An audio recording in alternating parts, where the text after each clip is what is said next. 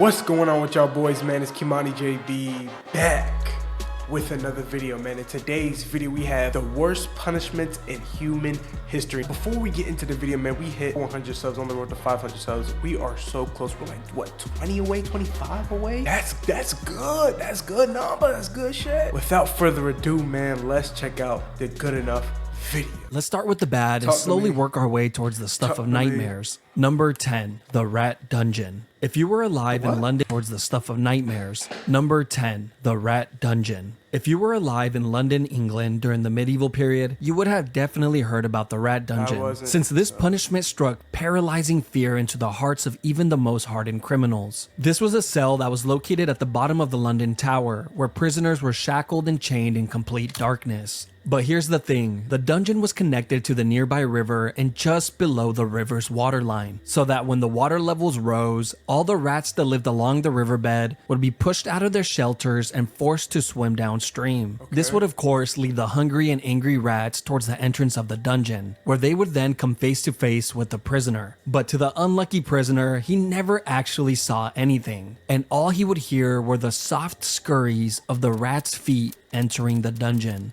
And in a matter of minutes, these soft noises were in the hundreds and all around him. These angry and aggressive rats would then begin to take small bites from the prisoner, who had no way of defending himself. You know what this reminds me of? Do y'all remember that scene in Fast and Furious? The guy was laying down, they put a rat on his stomach and then like a little trash can, and they started torching the trash can, and the rat was like about to eat out of this man. This is what it's giving me. Now he might be able to shake the rats off for a few hours, but eventually the prisoner would pass out from pure exhaustion. And while he slept, the rats would continue to take bites from his flesh. Eventually, when he would wake up, he would discover hundreds of bites throughout his entire body. But it didn't stop there. The prisoner was left here for days or weeks on end, depending on his crime. But towards the end of the medieval period, this form of punishment just got more and more deranged, eventually becoming a form of execution, where prisoners would just be thrown in the dungeon and forgotten about. Number 9, the rack. This was yet another punishment that took place in the London Tower. The rack was a torture device that was used in many places throughout history. This form of punishment was originally designed for getting a confession, usually from criminals, slaves, or prisoners of war. The device looked like a large ladder, but instead of secure steps, they would actually rotate like a rolling pin. You see, when a prisoner was placed on the rack, he would have his feet and wrists tied to a ratchet pulley system, where two legal officials would slowly tighten the ropes and locking them in place, placing an increasing amount of strain on the prisoner's shoulders, hips, knees, and elbows with every single turn. This was all done to get information, but of course, a lot of the times the truth was not accepted as reality. Thank you. Like, so there's no way to even tell if someone's lying. You just have to tell them what they want to hear, nigga. The prisoner would then begin to say whatever he believed the officials wanted to hear. Sometimes it would work and the prisoners would be let go, while other times they would be tortured even more for lying. Nah, bro, I'd be so mad. Imagine you in my man's... Look at his face. Imagine making this type of face, bro. Fuck. When the whole ordeal was over, prisoners were usually released with dislocated joints, but oftentimes they were left completely paralyzed. That was the case in England in 1447 when a 25-year-old girl named Anne Askew would be tortured on the rack for hours and hours on end and left completely paralyzed after all her joints were dislocated. She was then carried on a chair and burned alive at the stake. All this because she read and memorized scriptures from the Bible, which she preached in private to a small group of women, which were the exact women she refused to name and expose during her torture. You see, during this time period, if you followed any religion... No, that's a fucking real G. Can we clap it up for the... Clap it up for the real G, bro. She ain't snitch, she ain't fold, nigga. She came 10 toes tall, nigga. Dead ass. Other than the Catholic Church, you better not say a word to anybody, including your own husband, which was the person that turned her in. Number 8, keel hauling. This brutal punishment was carried out at sea on sailors who would steal or be violent towards others and would usually result in death. Keel hauling would start with a sailor having his arms tied with a rope, then looped around the entire circumference of the ship before being tied off to his feet. The sailor would then be thrown overboard while the group of men on board pulled on the rope to slowly drag him around the outside of the ship, including over the keel, which is how this punishment gets its name. But a lot of the times, the sailor wouldn't even have to worry about it, since they were dead before they ever reached it. Kinda just depends on how hard the guys on the rope feel like working that day. Not only would the sailors be drowning and getting their backs and necks broken on the keel, they were also getting sliced apart like a cheese grater by all the sharp barnacles on the outside of the ship. But if by some miracle a sailor actually happens to make it all the way around the ship without dying, one of three things will happen. One, he would be sent for round 2 and for sure be dead by then. 2, be freed and allowed back on the ship, where he would then slowly Word to I'm plotting. If I survive that first initial shit, you know what I'm saying? And everybody, hey, welcome back, my guy. Yeah. I'm telling you, I'm plotting on every single oh my gosh. die to infections. Or 3, live the rest of his life single and being made fun of, since he was now fully covered in scars from head to toe. Dang. Number 7, crushed by elephants. Now we are getting to the part of the list where living is no longer an option. This form of punishment has been used by many countries throughout history, but was most recently used by India in the 19th century, which is really not that long ago if you really think about it. Like, your great-grandma could have witnessed one of these. What type of crimes would you have to commit to be crushed by an elephant, you might ask? Well, apparently if you failed to pay your taxes, that was good enough. I mean, okay, well, you got it. You got me. Hey, you said 50%? 50%? You said, that's what you said? 50% of it? Go ahead. Take it. Fuck. Of course, stealing or being an enemy soldier was also a great way to become a tortilla. But the most disturbing case in history was when the 4th Mughal Emperor of India ordered an enormous amount of criminals to be crushed to death in a single day, simply because he was bored and needed some I swear I was just about to say that. It's boredom. That's why. That's the only reason. The guy who forgot to pay his taxes, crushed. The man who stole an apple from the local market, crushed. The little orphan who jaywalked across the street, crushed. The man who... Madam, you killing kids? Ma'am, you killing kids? Murdered his neighbor and added his remains to a large pot of tomato soup, then fed that soup to his family and watched them eat it from the shadows with a creepy smirk on his face. He's alright. Apparently he makes a damn good soup. There are a few ways that this public execution goes down, but one thing always stays the same. There's always a guy on top of the elephant controlling its every move. And this was very intentional, as this was meant to showcase just how amazing the ruling class were. I mean, look at them. They can control an elephant. Now be impressed.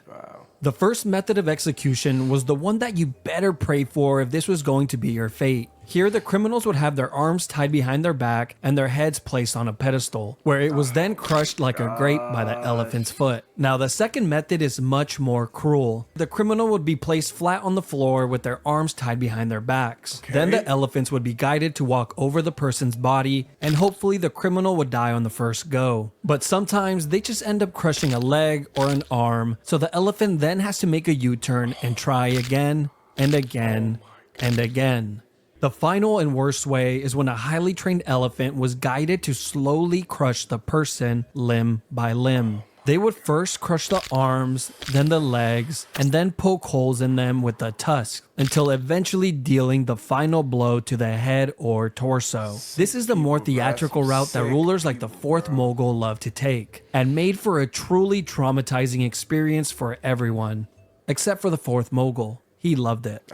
Number 6, impalement. Probably one of the grossest and most cruel forms of punishment on the list. This has been used by a few countries throughout history, but was most recently used in Egypt in the 17th century, usually against criminals that were highway robbers, grave thieves, or anyone who would try and start a rebellion. This punishment would start by having a criminal lay flat on their stomachs with their arms tied behind their back. They would then be sliced open with a razor to increase the size of their back door. And as soon as that incision was made, the cut would be lathered with paste to instantly stop the blood. They would then thrust in a long wooden stake that was the... Why my man feel like these? Bro, turn on, see, why my man feel like these?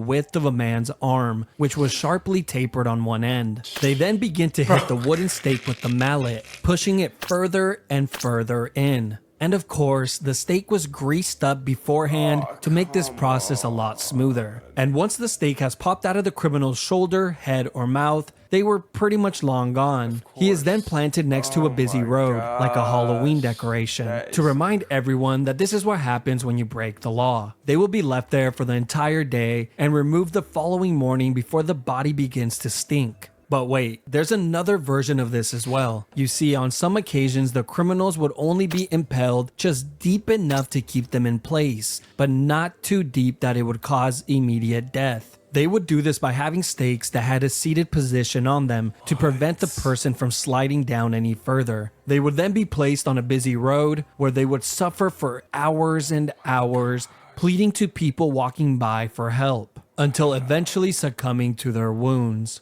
Number 5. Poena Coulée. I'm not gonna lie, bro. I've never been this stunned in a good enough video. Like I can't even speak.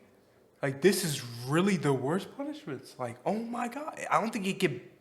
How was that number 5? What is that, number 6? No. What was that? That was number 6. How the fuck? Coulée is Latin for penalty of the sack. And that's exactly what it was, just a lot more terrifying and cruel. This was an exclusive punishment for anyone that would murder their own family members. This was first seen in the 2nd century in Rome, but would later be used by the Germans in the 18th century. This all begins with a convicted murderer being placed inside a thick leather bag. But just to make sure the man isn't lonely, they would then add a dog, a rooster, a viper, and a monkey.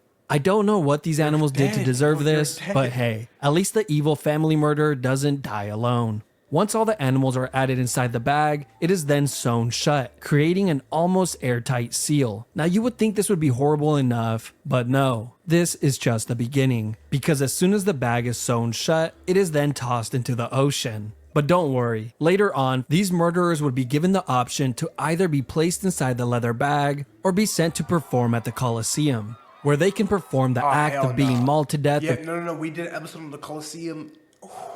What are y'all choosing? Are y'all choosing to get thrown in that bag with a rooster, a dog, and a monkey and thrown off the sea? Or a Colosseum where you either have to go 2v1 against somebody, play an unfair fight, animal fights? Oh my God, what am I choosing? Yeah. Throw me over that sea. Fuck that. In front of all of their loved ones and peers. You know, at least they had the option.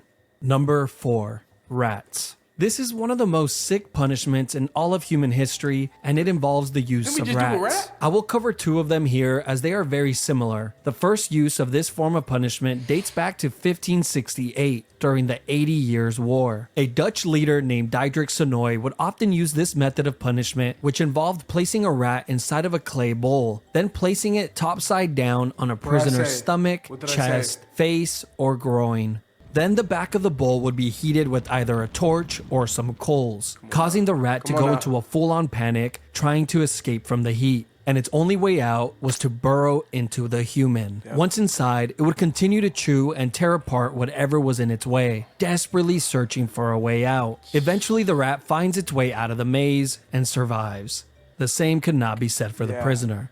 But the second method was much, much worse, and was highly secretive since it was used under the guidance of the dictator Augusto Pinochet, where he held power from 1976 through 1983. They called it the rectoscope, and I'm sure you have already figured out where this is going. Yes, it's exactly what you think. They would place a tube on a prisoner's back door, then insert a rat inside of the tube. The rat would then begin to burrow its way in. These people were so sick that they actually expected the prisoners to answer questions while this was going on. Eventually, the rat would find its way in and begin to move forward to find its way out. Nobody really knows how many people died from this punishment, but we do know that a ton of people went missing when this dictator was in charge. Number 3. Gibbeting. The last known use was in the early 1900s in Afghanistan. This all came to light in 1921 when the National Geographic published this image in their magazine. This was also used in the United States from time to time during the 17th and 18th century. One notable example was in Boston, Massachusetts, where a few pirates were hung at the Boston Harbor, which served as a warning to any sailors that were approaching Boston.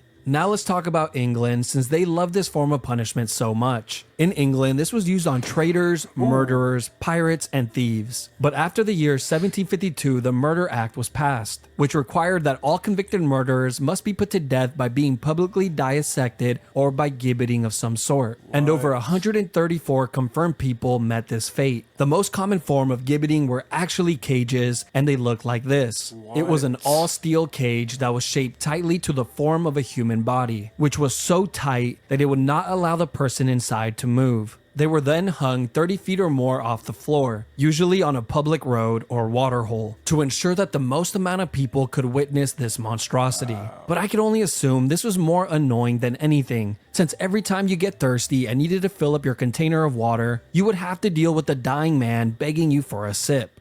Over here! But the annoyance and torture of the public didn't stop there, because after the criminals would die in the cages, the body would be left inside to rot for years and years on end, with the locals complaining that the smell of death was so pungent that they couldn't even sleep at night. There's even been reports that some human remains stayed inside of these cages for over 20 years before a government official would finally remember to clean it out. Number 2, scaphism. This was a form of punishment that was used by the ancient Persian Empire on anyone that would be convicted of murder. First, the criminal would be placed inside of a boat on their backs and tied down. The boat had 4 holes cut out so that the person's arms and legs would be outside of the boat and in the water. They were then force-fed large quantities of honey and milk until their stomachs were visibly full. They would then proceed to lather their entire body with the milk and honey as well. After all these steps were completed, he was then pushed out to the middle of the lake where he was completely exposed to the heat of the sun. But the sun would soon become the least of his worries. You see, the reason they fed him milk and honey was not because it was a great last meal, but because this combination causes the person to get extreme diarrhea, which mixed with the sweet honey attracts rodents, bugs, wasps, bees, flies, and whatever other animals live near the lake. After being tormented by the animals throughout the entire night, you would think that the daytime maybe gets a little better. No, because as soon as the sun rises the following day, the person inside of the boat gets another gigantic meal of milk and honey and an additional lathering. This would be done on a daily basis to prolong the punishment for as long as possible. It was also well documented that the rodents would continuously attempt to burrow inside of the person through their back door. They were probably trying to get a head start on their next meal. A writer named John Sonaris wrote in great detail about one of these incidents. He would go on to say that it was one of the most horrid and cruel forms of punishment, since it was terribly long and seemed to have no end in sight. He wrote about a man who survived for an entire 17 days before he finally died from his wounds. Apparently, the man spent his last few days with his entire face completely covered with wasps, and his flesh rotting away filled with swarms of parasites and worms, all while being covered in his own filth. Number 1. The oubliette. Oubliette simply means to forget in French. This was a punishment that was used in many places throughout history, including in the London Tower, which had a small and confined room called Little Ease. Not only was this room pitch black, it was also so small that prisoners could not sit, stand, or lay down while inside it, and they would be left in this uncomfortable position for days on end. One of the most famous oubliettes is not the one in the London Tower, but in the neighboring district of Warwick, inside of Warwick Castle. Here, deep underground in the castle's dungeons, is a very small and narrow cell, completely made of stone, which has a metal door to close it shut. Prisoners were tossed inside of the cell and forgotten about, as the name implies. The prisoner would just have to sit there and wait for their inevitable death, which usually came in a few days from dehydration or starvation. Now, of course, this would be the best case scenario, because in reality, most of the time there would already be a rotting corpse inside of the cell to keep the new prisoner company. The previous occupier of the cell would serve as a daily reminder of his upcoming fate. But that's not the only companions that he will have, since the underground dungeons are completely infested with rats that have developed a taste for human flesh. But wait, there's more. These oubliettes existed in many of the castles throughout Europe, and in recent times they have actually discovered these dungeons with dozens, if not hundreds, of human remains inside of it, as proof that they were hardly ever cleaned.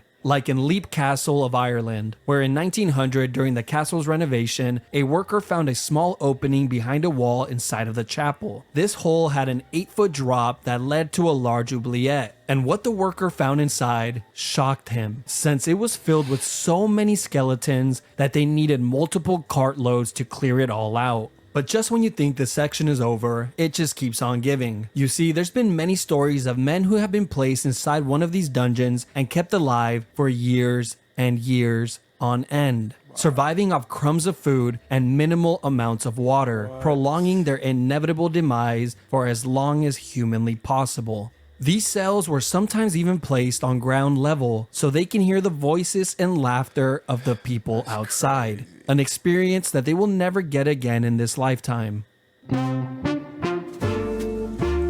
Cause when I tell you I have never been so shocked in my life, bro, and I've seen a lot of good enough videos, this one, it hits different. Alright, y'all boys, I'm gonna see y'all in the next video, man. Make sure y'all like, subscribe to the channel, man. We are so close to that 500 subscriber mark. I love y'all, man. See y'all later. Peace, man.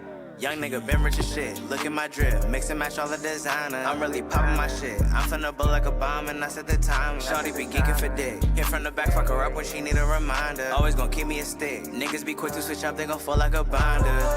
And I'm getting high, give a fuck what you thinking. Lines of the purple when we got the drinking. Move like a saint, but you can't call me Franklin. Racks in the box, I can't fuck with the banking. In love with the Balenci track, Shawty a eater, she want my attention, but you gotta pay to get that.